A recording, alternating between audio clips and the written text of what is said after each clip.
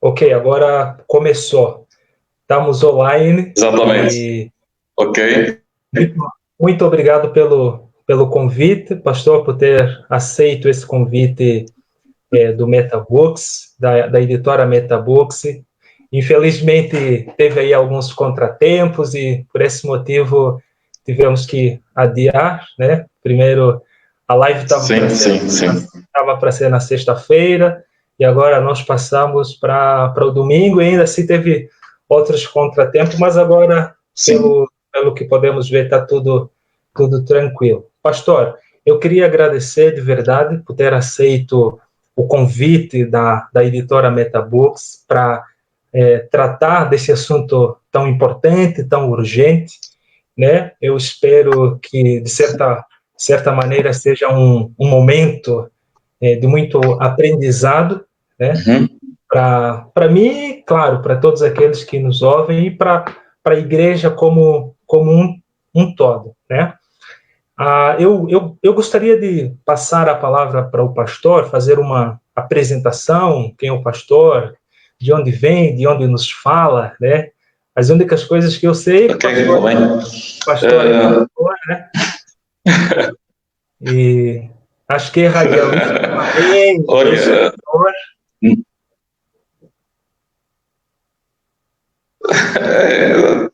sim, eu sou o pastor Anastácio Nunes.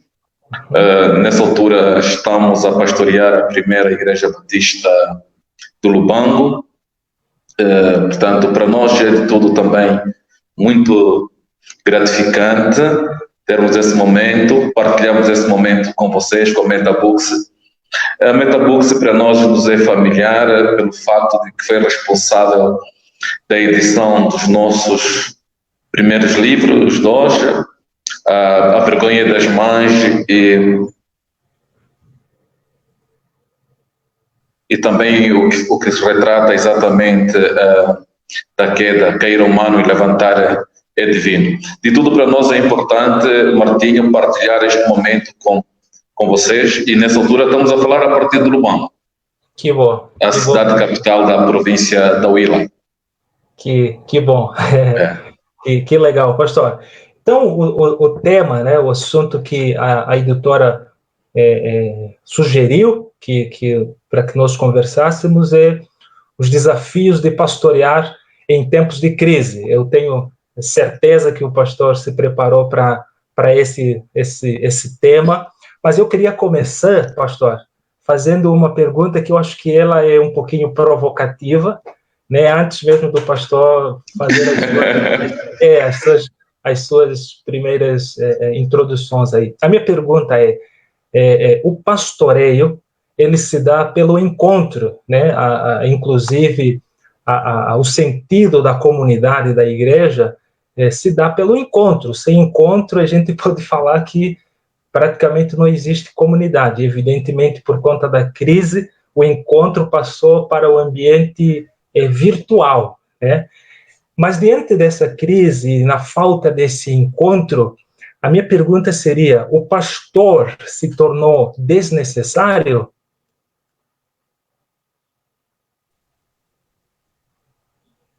Martinho, de facto, é uma pergunta muito provocadora, não é verdade?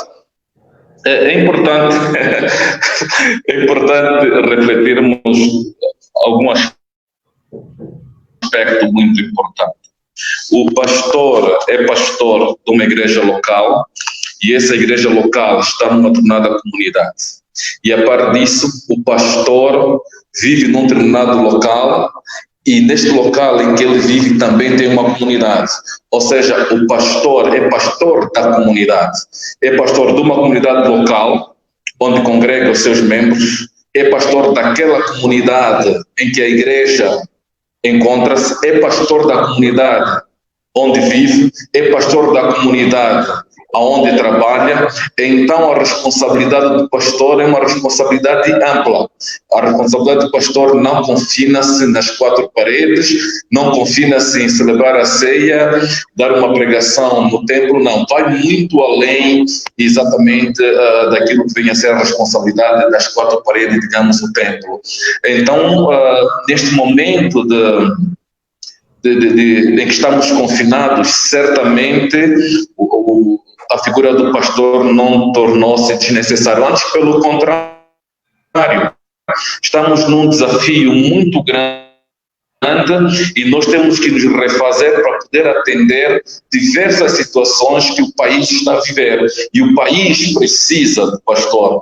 O pastor, uma vez pastor, é pastor da Angola, é pastor do Brasil, é pastor de qualquer lugar em que se pode pregar e fazer sentir o Evangelho. Então, partilho, a figura do pastor certamente não tornou-se desnecessário, antes pelo contrário. Amém. Que bom, pastor. Que bom, que bom. Obrigado pela resposta. Então, vamos para o tema, né? Os desafios de pastorear em tempos de crise. Evidentemente que o contexto de Angola é diferente do contexto brasileiro. O cenário que nós vimos aqui, no momento que começou esse confinamento social, o pastoreio foi para, digamos assim, o ambiente virtual. As igrejas tiveram que se repensar, se reinventar, né? Então, a gente tem visto muito isso, um pastoreio que, de certa maneira, usa das ferramentas que a tecnologia nos oferece para poder pastorear, mas nós queremos falar do contexto angolano, e ninguém melhor para falar do assunto que nem o pastor pastoreando uma igreja local e sabendo Sim. mais ou menos o contexto angolano. Então, pastor, os desafios, quais são os desafios de pastorear em tempos de crise? E, evidentemente, essa crise tem a ver com esse problema da pandemia, né, o coronavírus aí. Como é que tem sido? Qual são os desafios? Olha, os desafios são vários. Quando falamos em crise, estamos exatamente a falar de uma mudança brusca, uma alteração de qualquer evento no ponto de vista social, no ponto de vista físico, no ponto de vista político, no ponto de vista econômico. E quando consegue perceber que, de facto, a questão epidêmica, ela vem adicionar a uma crise que Angola já está a viver. Sabe que Angola está a viver numa crise econômica muito grande, muito forte, e adicionando a pandemia, então, tanto a crise acaba de ser maior. Não é verdade? E vemos que esta crise epidêmica por conta da Covid-19 é uma crise que toca todas as áreas sociais, toca a religião, nós estamos a ter cultos, toca a política também. Nós aqui poderíamos ter este ano as eleições, as autarquias, mas por conta de Covid tudo parece que não vai poder. A economia a nível mundial está a conhecer grandes quedas e, como consegue perceber, que Angola também depende da comunidade internacional para a sua robustez, para o intercâmbio, digamos, econômico, e vê que estamos a falar de que esta pandemia surge, portanto, adiciona-se um outro fenômeno também, que é o despedimento de muitos funcionários, de muitos trabalhadores,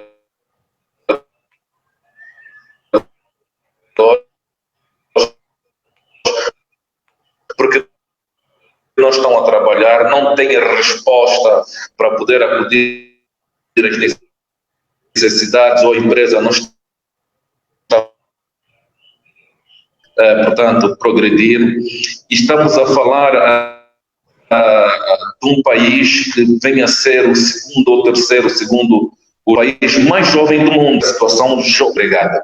Então, os desafios são vários, são muito vários, mas consegue perceber que também Angola já enfrenta vários desafios. Nós tivemos a situação da guerra civil, que durou por muito tempo, quase 30 e tal anos. Consegue perceber que, sobretudo naquilo que vem a ser o Planalto Central, onde a guerra foi intensa, as pessoas ficaram confinadas. Tivemos a situação de Maburg, no norte de Angola, concretamente na província do Luís, que foi uma crise muito grande também. Num passado não muito distante, tivemos aqui a situação da febre amarela, que sumariamente dizimou muitos irmãos nossos. Portanto, pastorear numa situação como esta é totalmente difícil. Mas há um pormenor que que eu trago sempre à memória. No momento em que havia crise, sobretudo da guerra, a guerra civil, mexeu muito no tempo da guerra, quase que não existia espaço, na verdade.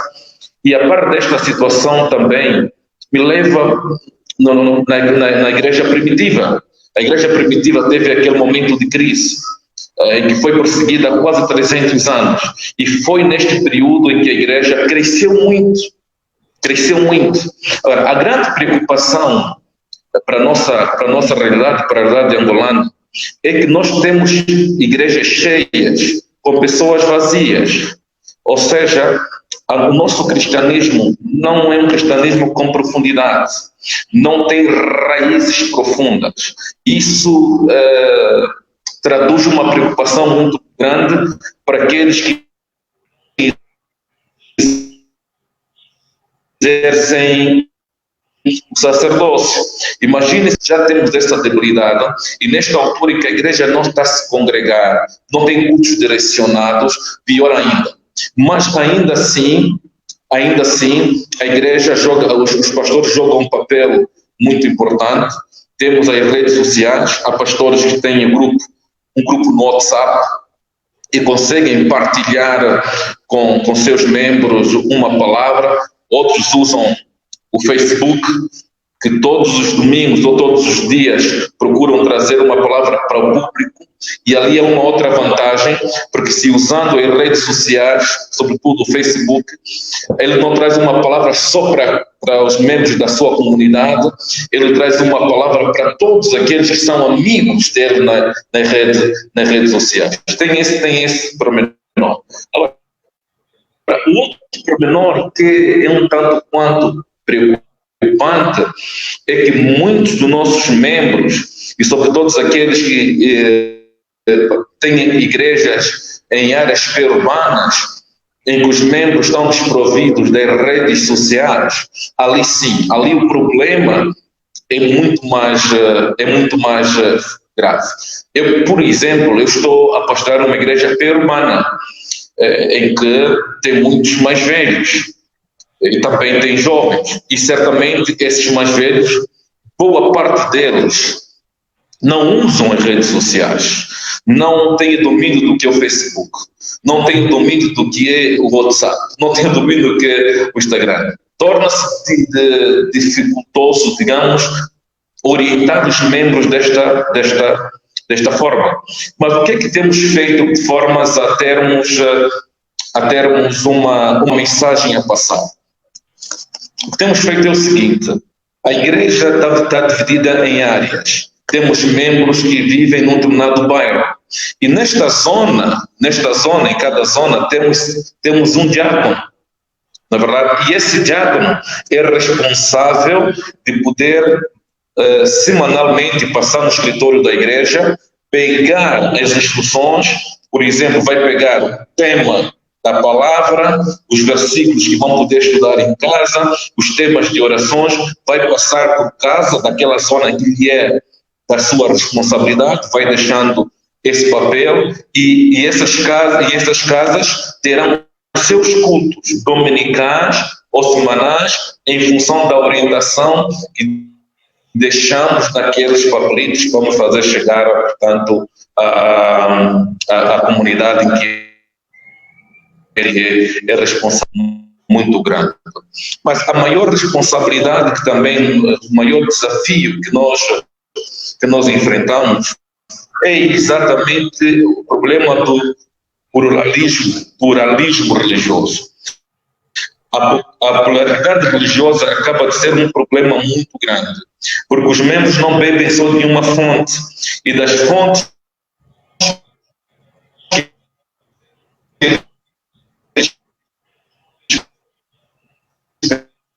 bebem não nos garante que acaba de ser segura. Nem sempre as fontes que bebem não é uma palavra que, em certa medida, vem a causar um incômodo. Mas o mais acertado é que os pastores estão a fazer alguma coisa, sobretudo neste momento de crise. Que bom, pastor. Vou fazer uma segunda pergunta, então, depois dessa explanação do pastor. A crise, de certa maneira, para alguns é oportunidade e para outros é, digamos assim, a morte, né? Mas a crise levanta várias questões e principalmente questões de cunho existencial, né? E no caso angolano, como o pastor acabou de frisar, Angola já se encontra, de certa maneira, em estado de crise há um bom tempo, né? Essa pandemia veio apenas acentuar, né? E o ponto aqui seria que a crise, essa pandemia e outros problemas acentua alguns elementos da nossa realidade, como injustiça, pobreza, a fome. A gente tem todos esses problemas que, de certa maneira, foram acentuados por essa pandemia e serão acentuados não só na realidade angolana, mas no mundo inteiro, né? O mundo vai passar, né, por uma crise, inclusive econômica, que afeta praticamente todas as áreas da vida. Então, eu queria que o pastor falasse um pouquinho qual tem sido, no contexto angolano, a resposta pastoral para esses problemas, né? Aqui, no caso, eu me afasto um pouquinho da lógica do pastoreio que se dá dentro do círculo religioso, dentro do templo, com as pregações, com os conselhos pastorais, mas esse olhar mais amplo da realidade como um todo, né? Eu queria que o pastor tocasse nesse ponto. Qual tem sido a resposta pastoral para esses problemas?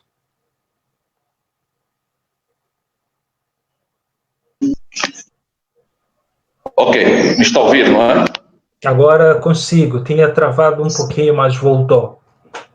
Sim, olha, em todas as comunidades nós vivemos o fenômeno que chamamos movimento artístico-filosófico. Em todas as épocas, movimento artístico-filosófico. O que é isso, movimento artístico-filosófico? A palavra é algo composto. Um momento de que tem a questão artística, que é a questão da moda, e tem a questão do movimento filosófico, que é a situação do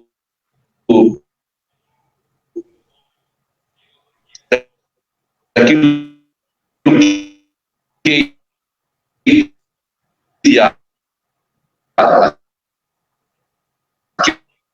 aquilo que eu pensamento quiser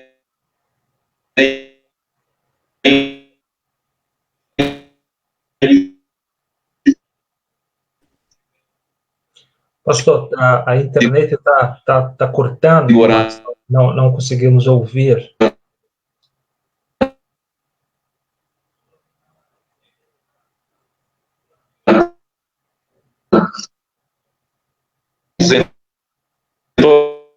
todas as culturas nós enfrentamos, em todas as épocas, digo, nós enfrentamos o chamado movimento artístico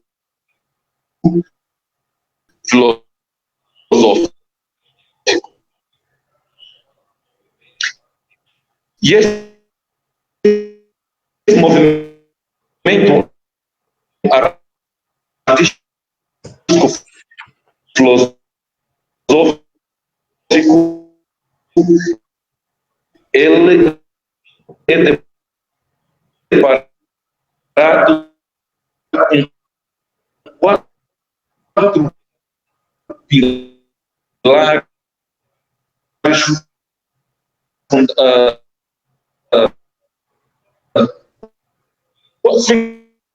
pilares fundamentais. Um dos pilares que eu já falei, que é o pluralismo religioso. Pastor, outra situação praticamente não conseguimos materialismo ético.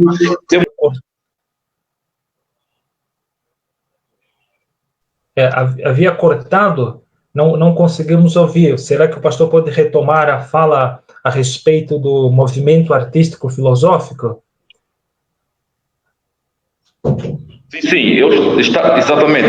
Eu estava a dizer que em todas as épocas sempre houve o movimento artístico filosófico.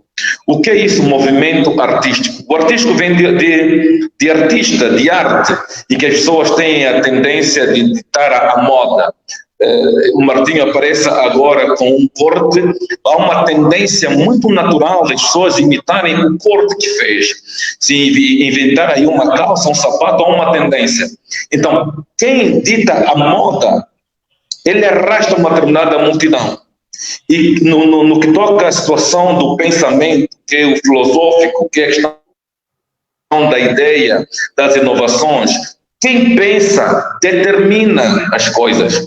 Em todas essas épocas, esses movimentos artísticos filosóficos, eles arrastam cinco posições muito fortes.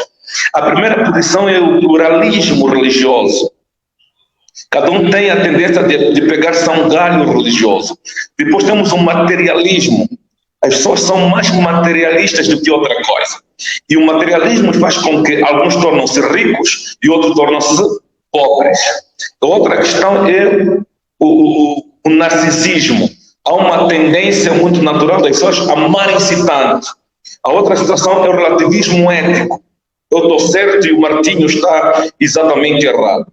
A última situação, que não é menos importante, é o hedonismo, que as pessoas tenham o prazer como bem supremo. E esses três pontos, são negativos. São negativos porque tem a tendência de tornar o homem o centro de tudo. E tornando o homem do centro de tudo, há uma tendência muito natural de negar o Criador e nos apegar naquilo que são as nossas ideologias. Ali concordamos com Nietzsche quando diz assim que o homem atingiu a maturidade. Atingiu a maturidade ao ponto de não depender mais do Deus Supremo. E quando isto acontece, certamente tem um grupo da sociedade que é marginalizado.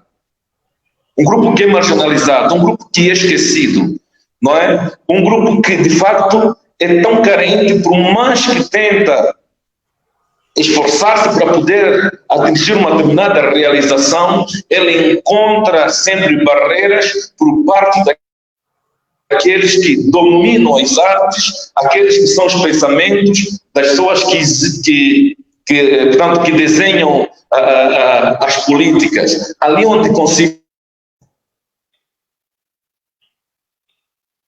a grande preocupação, exatamente, como diz, não é uma figura que fica dentro das quatro paredes da sua comunidade. Por exemplo, a primeira igreja batista que eu estou a pastorear e outras igrejas que eu sei, nós não ofertamos só dinheiro.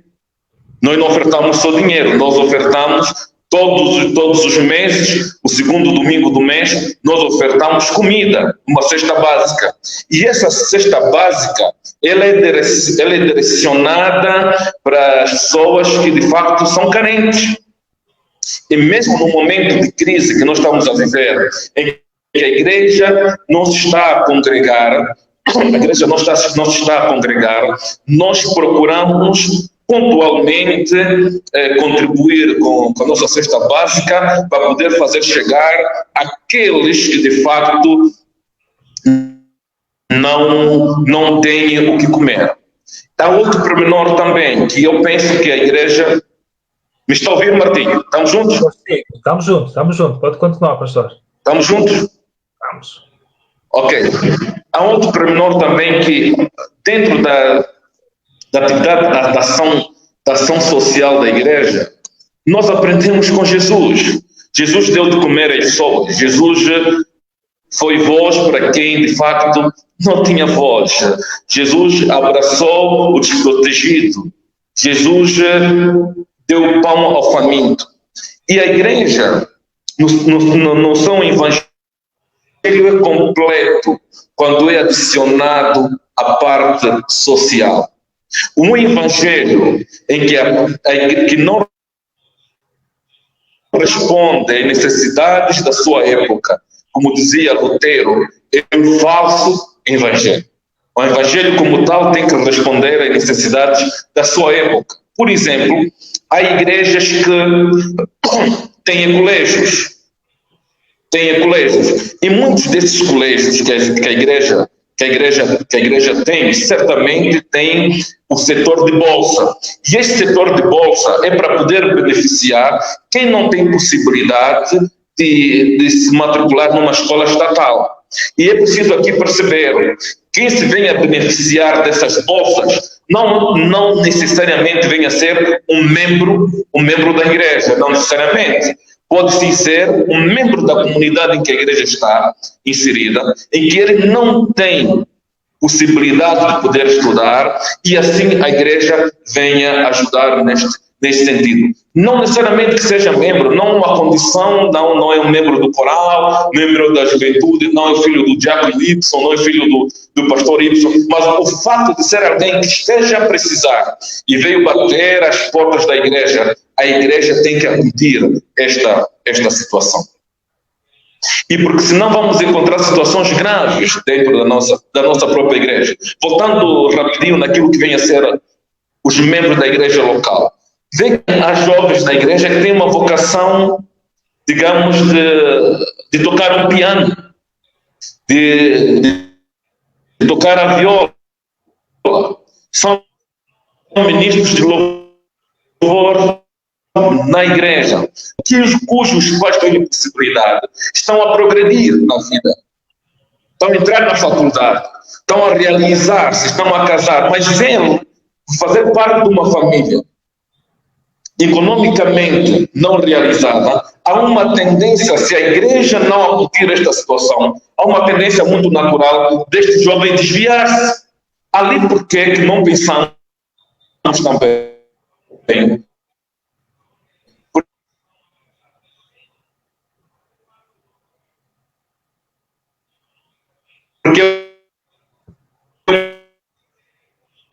não pensamos.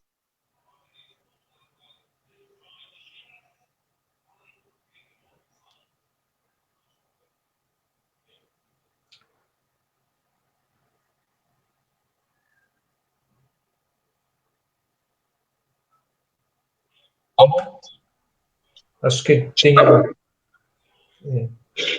Sim. Pode continuar. Sim, como eu dizia que esse jovem está na igreja, está a empenhar-se, mas tem dificuldades financeiras. E como pastor da igreja, face a esta crise que esse jovem está a viver, não podemos pensar que a igreja só tem disponibilidade de poder dar bolsa para a formação teológica. Não, porque nem todos os jovens que estão nas nossas igrejas têm a vocação para a área teológica. A igreja tem que mobilizar, em função dos seus recursos, criar parceria para poder até arranjar bolsa para a economia, para a história, para a medicina. Não necessariamente que vai esperar um retorno imediato. É formar um homem para a comunidade, é formar um homem para a sociedade. Então, os desafios da igreja e pastorear em tempos de crise é exatamente isso. Preparar a juventude da sua comunidade cristã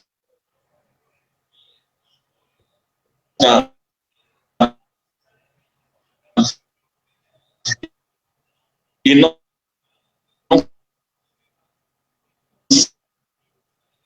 só da igreja. A igreja não é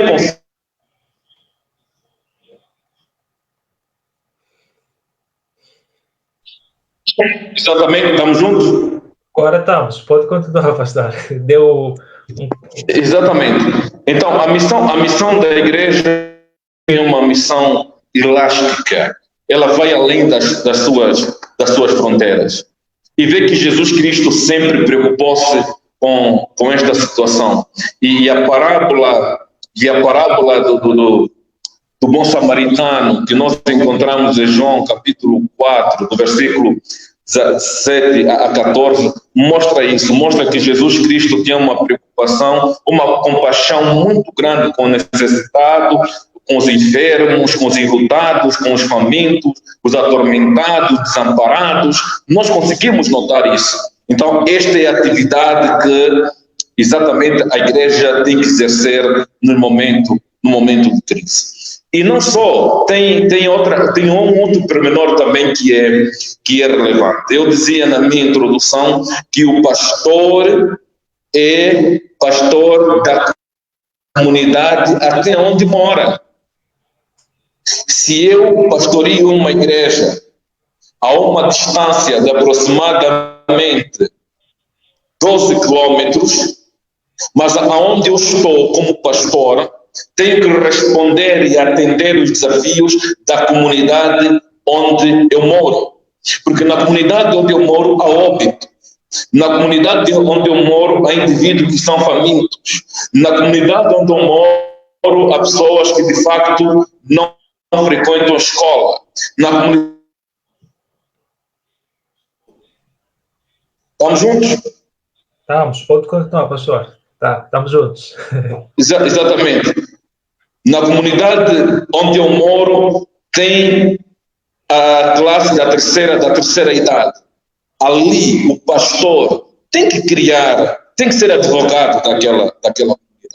O pastor tem que participar de alguns assuntos, a administração do bairro, a coordenação do bairro, para poder responder aquelas preocupações. Então, volto à tua pergunta inicial, que o pastor no tempo de crise não é desnecessário, é muito necessário. Pastor, na verdade eu fiz essa pergunta porque associou-se, né, durante muito tempo o exercício pastoral ao culto, ao domingo, ao templo, né, as práticas que acontecem dentro desse ambiente. O pastor não é visto como alguém que, de certa maneira, traz uma resposta para as questões relativas à existência humana, no sentido, por exemplo, dessas crises que eu acabei de mencionar, em relação às injustiças, à pobreza, à fome, que tem matado milhões de angolanos durante muito tempo. Então, a pergunta ela foi muito mais voltada nesse sentido, para tentar perceber como, de fato, o pastor responde a essas questões, né? Porque eu lembro, né, posso, inclusive, estar equivocado, mas durante a trajetória que o pastor era aquela figura que eu encontrava no escritório da igreja para aconselhar a respeito de questões, sei lá, relativas à sexualidade, a namoro, né? Dar aquele mínimo discipulado para o batismo, mas não alguém que, de certa forma, ajudava a juventude, e não só a igreja como um todo, a buscar uma resposta aos problemas existenciais, como nós devemos viver, como nós devemos nos orientar diante de todas as circunstâncias que nos impõem. Então, a pergunta foi mais ou menos nesse sentido. E aí, voltando para uma outra pergunta, que é justamente... Martinho, deixa só aqui... Deixa só rebater aqui essa situação que colocou. Por favor. O que realmente acontece? O que acontece é que a sociedade está em constante movimento. E a maneira de pensar do antigamente não é a maneira atual de pensar, não é? Aqui as pessoas os pastores já têm uma mente muito aberta. Eu dou graças a Deus porque tive pastores que, independentemente com o nível de escolaridade que tiveram, ainda assim somos frutos desse pastoreio. Mas o que aconteceu é que a formação desses pastores não é a formação que eles estão a ter agora. Temos pastores com 60 anos que estão a fazer mestrado, estão a fazer doutoramento, e esta é uma preocupação que eles, a busca do conhecimento, é mesmo para poder responder os problemas existenciais que antes eles não estavam totalmente fechados e não poderiam, portanto, responder os problemas existenciais. Vê que em Angola, no tempo colonial, ou seja, no tempo do Partido Único, a igreja não era aberta. A igreja não era aberta. Muitos desses pastores chegaram até às prisões. Repetidas vezes, a igreja foi fechada. Então, eles não estavam abertos. O sistema por si só não dava esta possibilidade do pastor abrir-se para a sociedade. Mas a partir de 92, quando passamos, saímos do sistema do monopartidarismo, passamos já num sistema, digamos, democrático, aí mais abertas, sim, aí o pessoal procurou estudar e procurou a maneira de fazer uma reflexão no campo da teologia prática, já começou a ter um rosto totalmente diferente para poder responder às necessidades da comunidade. Então, nós temos este problema aqui, um tempo atrás. Os pastores não eram abertos por causa do sistema político vigente, e muitos não eram abertos porque não tinham abertura para poder formar. E tem um pormenor: eu vivo na província do Ila, na cidade do Lubango, e que só tem uma escola superior de teologia, não é? Que é o CEL. Agora está a aparecer outro. Imagine quantos pastores a Willa tem, e muitos desses até não dão luxo de ligar a formação teológica, porque acham que não é relevante. Mas os poucos que estão a frequentar a escola teológica, estão a estudar, estão a refletir numa teologia contemporânea, uma teologia prática, uma teologia social, uma teologia de renovação, esses estão a procurar dar respostas aos problemas existenciais. Que bom, pastor. Que bom. Nós ficamos muito felizes por isso, né? Saber que a igreja está a produzir uma teologia que responde às necessidades da comunidade, né? Que responde às questões existenciais do país. E nós ficamos muito felizes por isso. Pastor, agora, em momentos de pandemia, né? Evidentemente que eu já disse no princípio que ela veio acentuar problemas que nós carregamos há um bom tempo, né? Que é essa acentuação da pobreza. Opa, acho que deu um problema aí.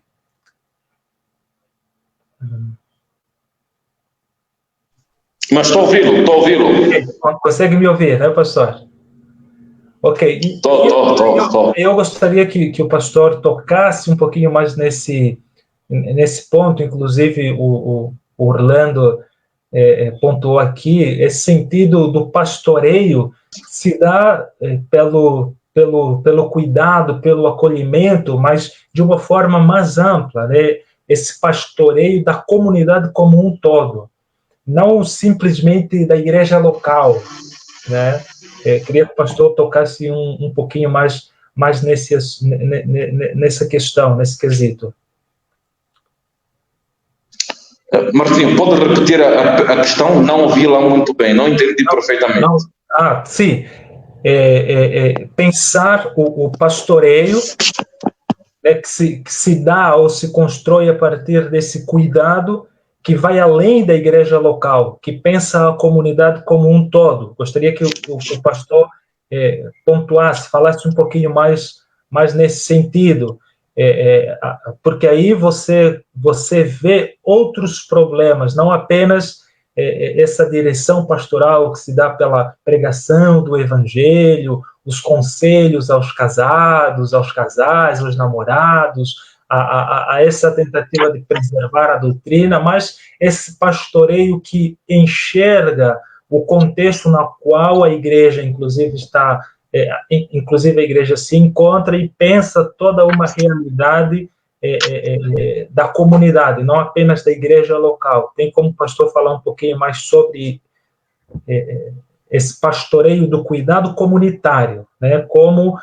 a igreja tem respondido a essas questões?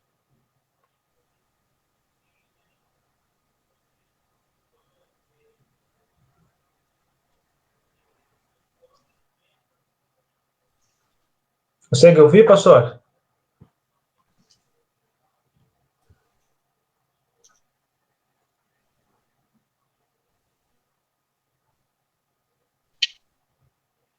Alô? Consegue ouvir, pastor? Acho que voltou agora, né? Alô? Conseguiu ouvir a pergunta, pastor? Sim. Alô, me está a ouvir? Agora sim, agora voltou.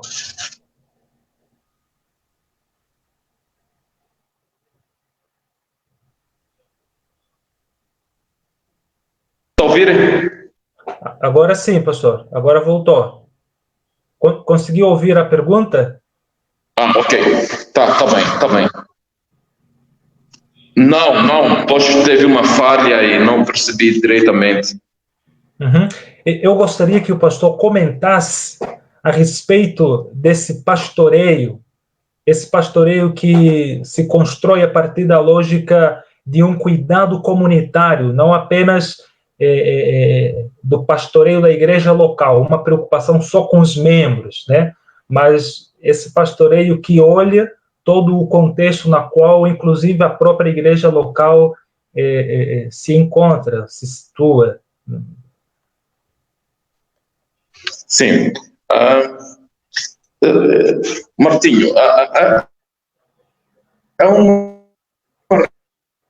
realidade que, das nossas igrejas, que há uma tendência de pensarmos que o pastor está simplesmente dedicado, portanto, à sua comunidade. Bem, é verdade que todo o esforço que muitos de nós pastores temos feito é em função para a sua comunidade, mas é verdade que a comunidade não é exatamente simplesmente a comunidade em que o pastor está a pastorear. Pegando o exemplo de Jesus, Jesus não acudiu às preocupações simplesmente dos judeus. Jesus acudiu às preocupações de todos aqueles que clamavam por um socorro.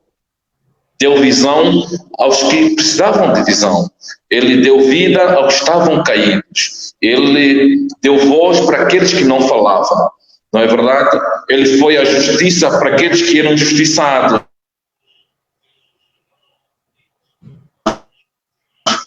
De fato, a beleza do corpo de Cristo é que o corpo de Cristo tem muitos membros e vários membros, e esses membros que o corpo de Cristo tem, encontramos membros com vocações e profissões totalmente diferentes. Nas nossas igrejas temos advogados, nas nossas igrejas temos médicos, nas nossas igrejas temos enfermeiros, nas nossas igrejas temos pedreiros. Então, na cidade do Lubango e na Huila, e por onde eu tenho passado, em alguns municípios onde tem algumas congregações, nós nos deparamos com situações muito boas, que pedreiros de uma determinada igreja, mobilizados pelo pastor, constroem salas de aula numa comunidade, embora de adobe, mas bem feitas, e ali o pessoal está. Há igrejas que têm fazendas, e essas fazendas é para poder acudir, do ponto de vista de alimento, estas pessoas. E a parte disso, além da igreja ter fazenda, há membros que têm fazendas, que é orientado pelo pastor e não só, para poder, portanto, ajudar esta comunidade. E por outra, tem outra situação, a primeira igreja, no ponto de vista particular, e eu acredito que muitas igrejas também têm tido esse exercício, nós criamos o programa Médico Perto. O que é esse Médico Perto?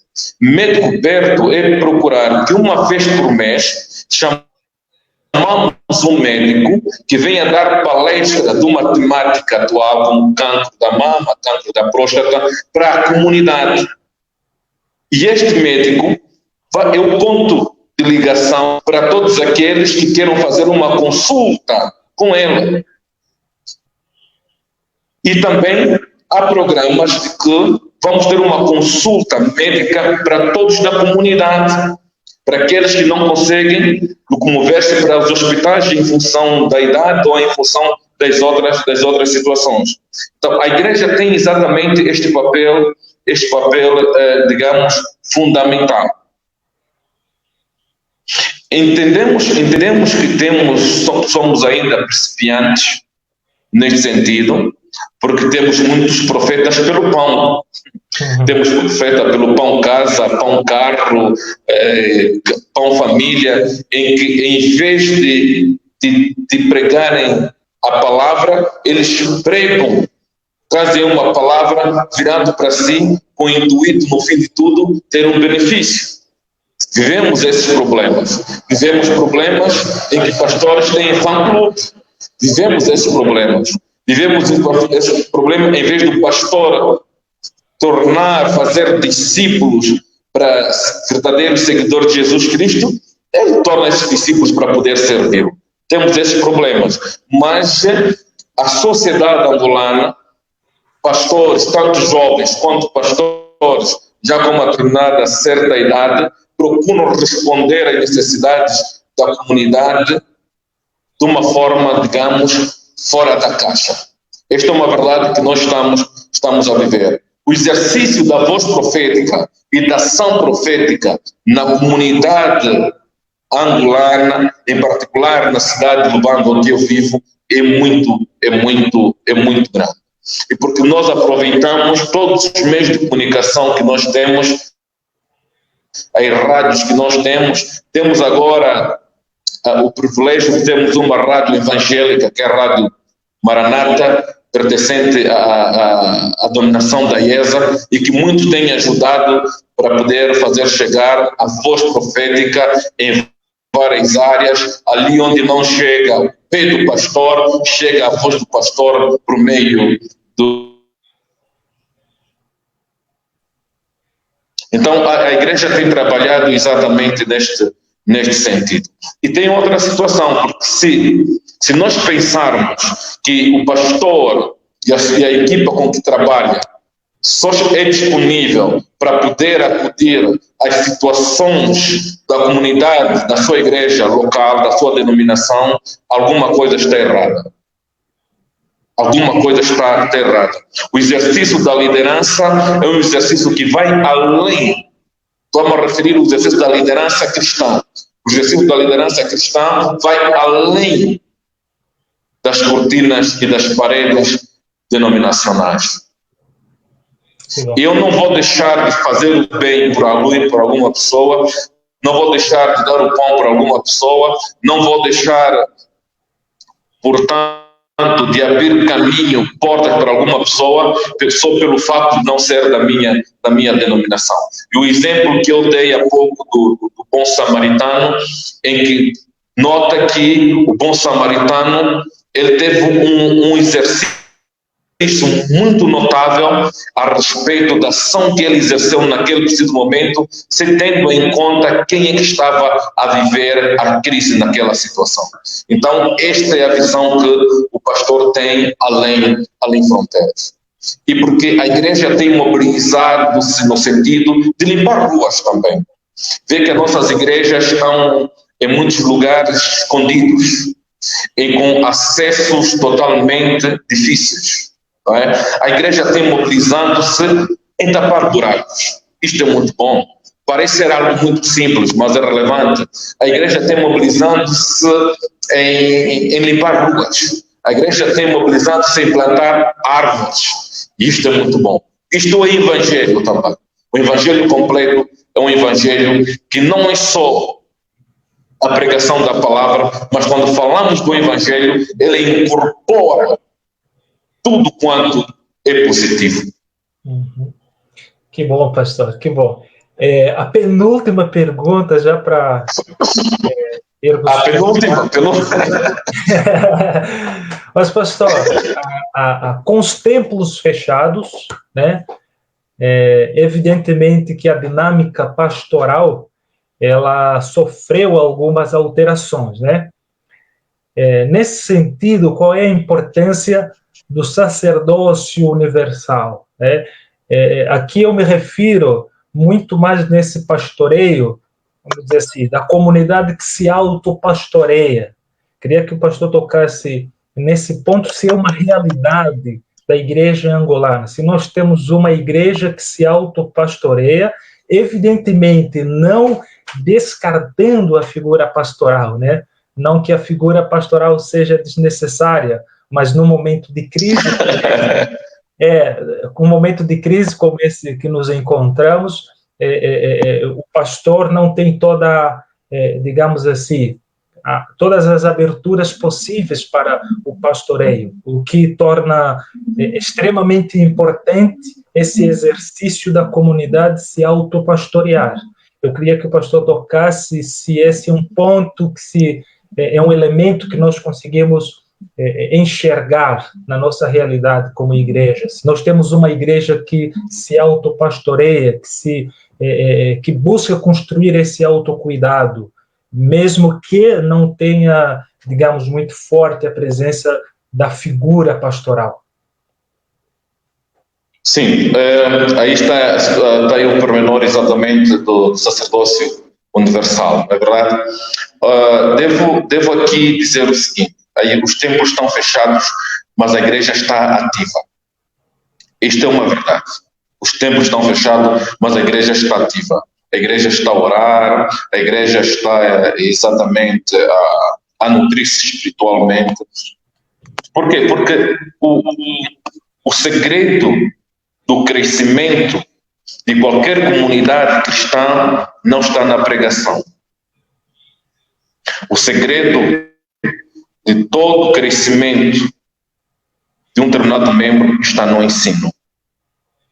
A pregação é um dispositivo catalisador que chama o homem ao arrependimento e depois de ele aceitar Cristo como Senhor e Salvador, ele é sentado para receber instruções que o levam a direcionar a viver em momentos de crise. Eu tenho a certeza absoluta que a este momento até que estamos a falar, porque já são 19h43, existe pessoas que em suas casas estão a orar, estão a louvar. É que tem um porém, que é a minha preocupação. A minha preocupação é o facto de que, de igual modo que muitos estão a orar, muitos estão a levar uma vida cristã, mesmo nas suas próprias casas, a minha preocupação também é que a fé não é igualitária. A maturidade do... Alô?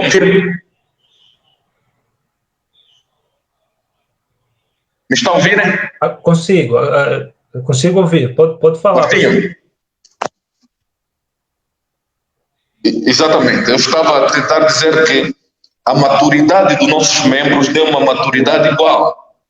Cada um tem a sua medida.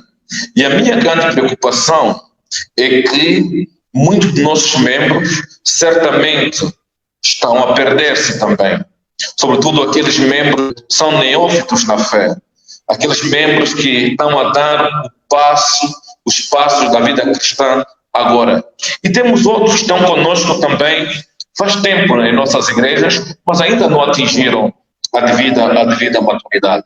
De igual modo que tem membros que estão a crescer, estão a fortificar-se, líderes de família, orientar as suas famílias como diz as Sagradas Escrituras, também tem membros que de facto estão a enfraquecer na fé. E por esta razão, E por esta razão, a igreja angolana, muitos pastores já estão a pensar como é que vão direcionar as igrejas pós-Covid. Esta é uma grande preocupação, porque nós temos que nos preparar pós-Covid. Quais são os primeiros sermões que nós vamos poder apresentar? Qual é o estudo que nós vamos poder dar? Porque, de igual modo,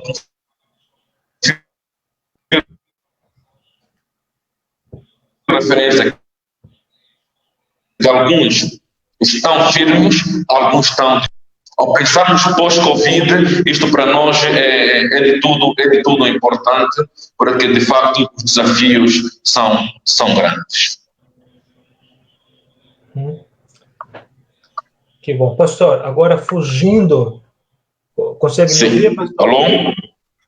Fugindo um pouquinho, sim. Fugindo um pouquinho do contexto igreja, do contexto religioso, o pastor falou no princípio a respeito da voz profética, né? Eu queria que o pastor falasse um pouquinho do pastoreio como uma voz profética, mas uma voz profética em relação às injustiças, em relação à política que nós temos como, digamos assim, essa voz pastoral, no sentido mais profético, tem, digamos, se posicionado diante da política, diante do contexto na qual nós nos encontramos, das injustiças que, de certa forma, tem também matado e massacrado milhões e milhões de angolanos. Sim. Nós vivemos situações tristes em que a voz profética, de facto, é uma realidade que não se pode calar. O cristão, o pastor, defensor da verdade. E como defensor da verdade, não pode emergir a sua voz face a situações que estamos a viver. Há situações em que não há água, não há luz, há fome, há desvios, há roubos descarados, e a voz profética é um instrumento muito forte. É verdade que a forma de como a igreja venha, em certa medida, responder ou defender o povo aflito não é de forma violenta, não com manifestações que, em certa medida, venham a desacreditar a ação da igreja.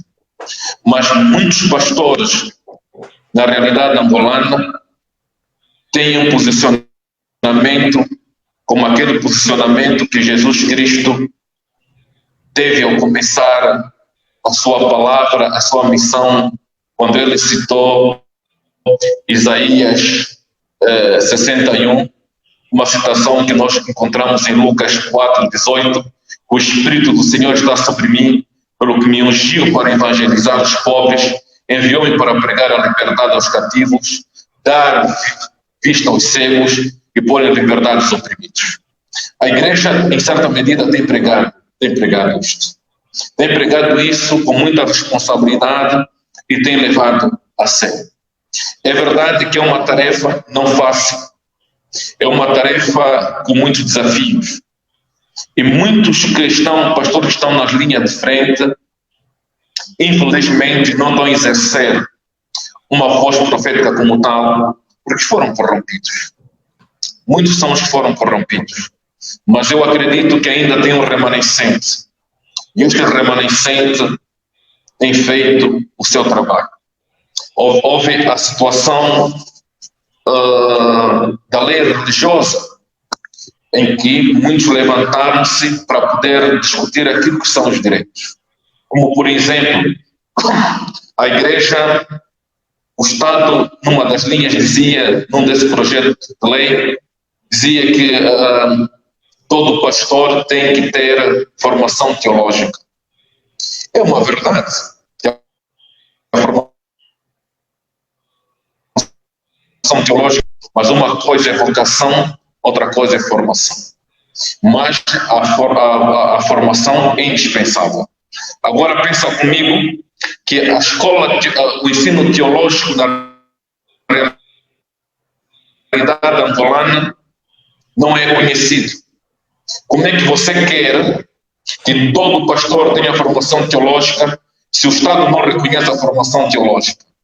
É um paradoxo. O Estado precisa reconhecer a formação teológica.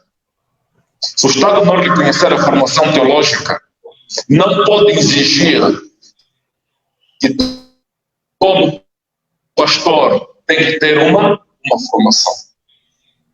E não reconhecendo a formação teológica, ela está a desacreditar a ação da igreja. Porque a formação teológica é uma ferramenta para que o pastor venha refletir teologicamente dentro dos campos de uma teologia, digamos, prática, para poder responder com exatidão a algumas injustiças que têm acontecido. Você não vai me pôr água no município da Chibia, portanto, uma sonda no município da Chibia, e dizer que a Chibia toda tem água. A igreja tem que falar sobre isso. Os roubos da seca, a igreja pronunciou sobre isso.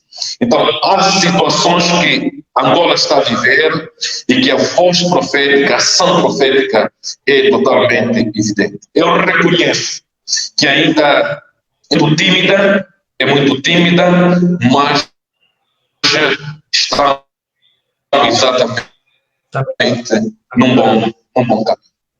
Que bom, que bom. Que bom, pastor.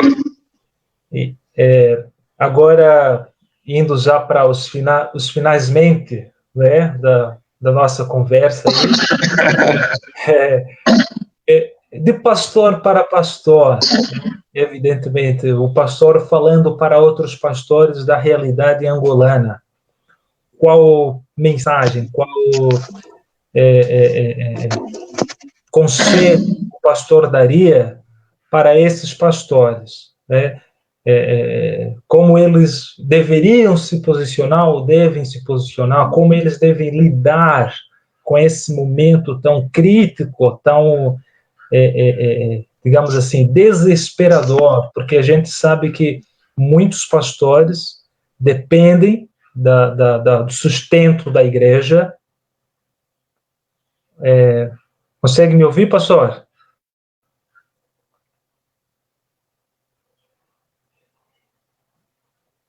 Acho que...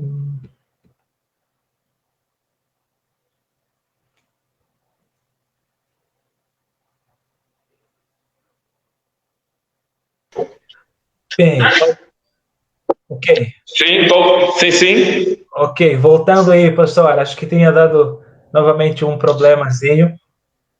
Exatamente.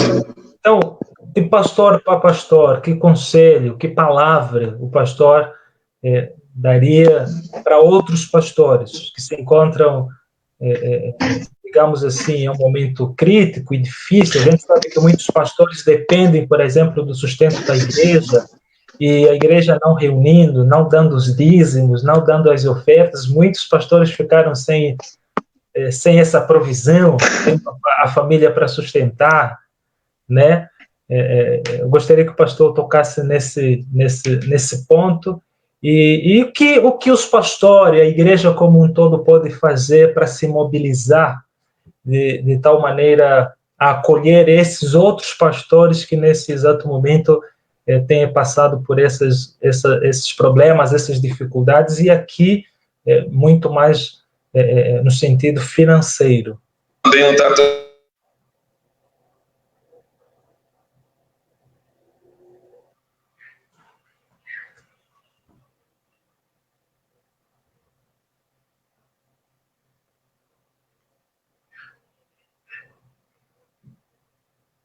Depois dessa pergunta, vamos fazer a pergunta do pastor Orlando, que disse também tem uma pergunta. Pode fazer, Orlando, que a gente está aqui esperando a sua pergunta. Orlando também tem uma pergunta? Ele disse que tem uma pergunta, mas acho que está escrevendo, vamos esperar. Mas o pastor... Bem, deixa então responder esta. Ok. Por favor.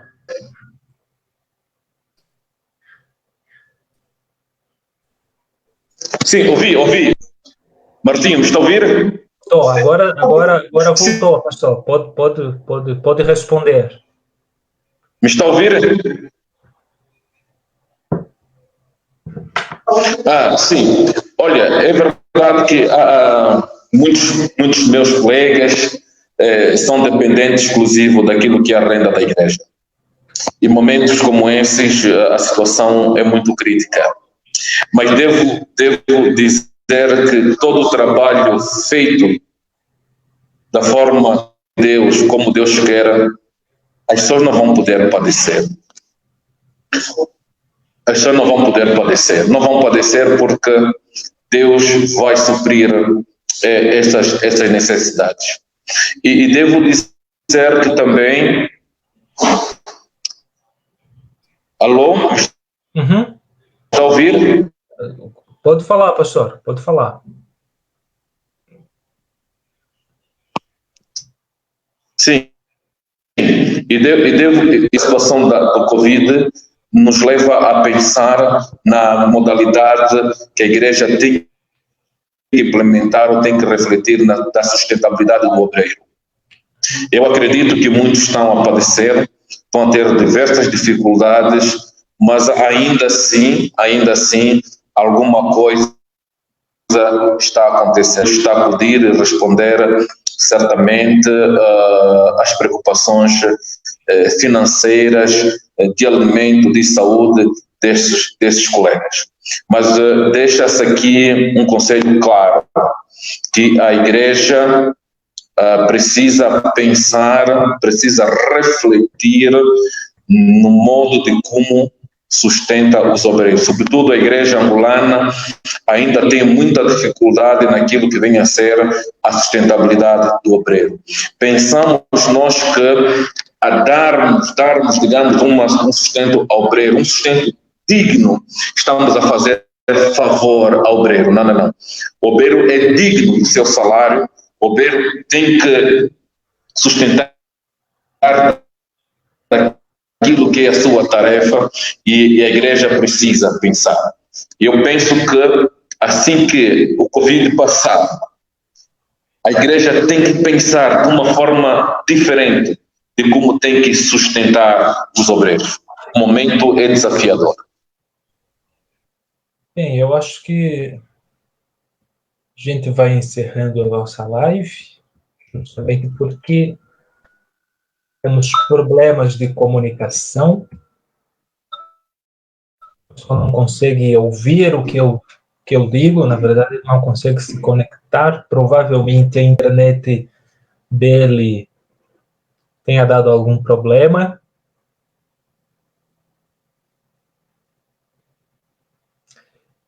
Já aproveito para indicá-los os livros que o pastor Anastácio escreveu e foram publicados pela editora Metabooks. Quem tiver interesse pode entrar em contato conosco, aqueles que estiverem no Brasil, e aqueles que estiverem em Angola, procurem o pastor Anastácio, que ele poderá fornecê-lo o seu material.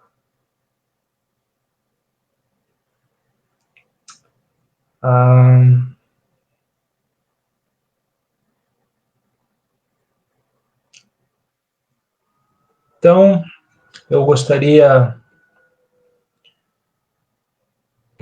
de agradecer a participação de todos. Infelizmente, por conta da internet, a live teve alguns cortes, mas faz parte. E esperamos nos encontrar em outros momentos para discutir outros assuntos extremamente importantes, refletir um pouquinho sobre igreja na realidade angolana, os desafios a serem enfrentados. Hoje conversamos um pouquinho a respeito dos desafios de pastorear em tempos de crise. Essa crise que veio acentuar outras crises que a gente já tem constatado desde que Angola, eu acho. Não consigo falar de Angola antes de Angola, só consigo falar de Angola desde o momento que eu nasci. E eu acho que a gente sempre teve em crise. Crise econômica, política, pobreza, saneamento básico, as doenças e outras coisas mais. E hoje a gente tentou então refletir, pensar, problematizar os desafios de pastorear em tempos de crise. Foi bacana, mas infelizmente não conseguimos terminar. E fica então no ar a pergunta do pastor Orlando, ali posta. A igreja angolana precisa começar a construir uma teologia mais contextual, precisa abrir um pouquinho, abrir mão dos paradigmas da missiologia e da teologia ocidental, se quisermos dar respostas mais relevantes aos nossos problemas. Então é isso, que Deus possa abençoar a vida de todos, aos colegas pastores, muita força, muito ânimo, que Deus continue capacitando, orientando as vossas vidas. Para os meus amigos, meus brothers, os meus irmãos, jovens angolanos, tenham esperança. O trio da EBD tem uma música muito bonita que diz que o choro dura uma noite, mas a alegria vem pela manhã. E é isso que nós acreditamos. Dentro em breve essa crise vai acabar e poderemos sorrir novamente. Evidentemente não como gostaríamos, porque além dessa tem outras crises. Mas vamos continuar a lutar para tornar o nosso país um lugar melhor, mais justo, um lugar que acolhe todos, que dá condições mínimas para que todos possam ter uma vida digna. É isso. Deus abençoe. E em nome da editora Metabooks, nós agradecemos de coração a participação de todos e daqueles que nos ouvirão depois. Beijo no coração. Falou!